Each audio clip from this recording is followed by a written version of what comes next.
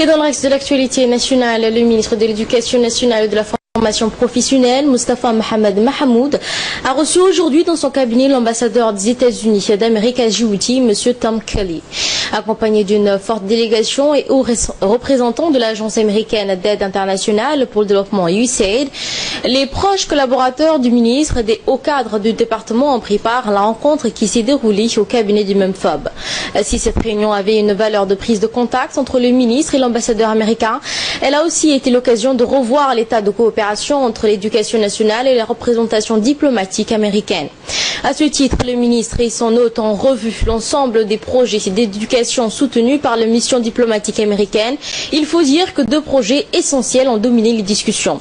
Il s'agit notamment de la formation professionnelle et l'éducation de base, deux sujets d'une importance particulière au regard du ministre et l'ambassadeur. Le ministre a souligné que la formation professionnelle était une thématique centrale dans le but de renforcer l'employabilité des jeunes Djiboutiens et leur insertion dans le marché de l'emploi.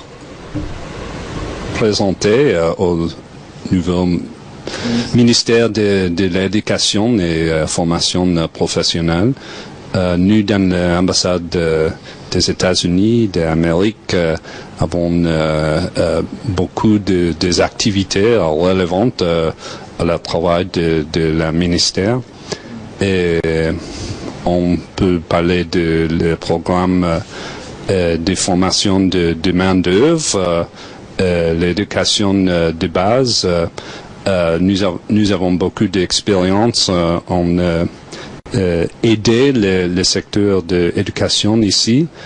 C'est fondamental pour l'avenir des Djiboutiens et pour le développement djiboutien.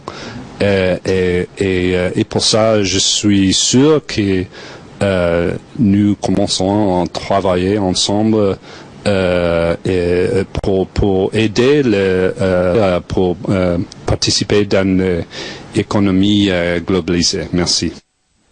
Éducation toujours, les locaux du centre de formation des enseignants de l'enseignement fondamental a abrité hier le début des épreuves écrites du certificat de fin d'études normales qui s'étaleront sur 2 jours. Suivront ensuite 2 autres jours pour les épreuves orales.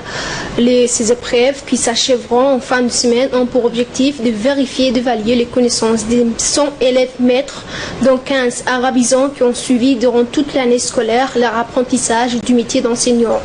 Le ministre de l'Éducation nationale et de la formation professionnelle, Moustapha Mohamed Mahamoud, à la tête d'une délégation, s'est rendu au centre où se déroulent des examens afin de s'assurer du bon déroulement des épreuves.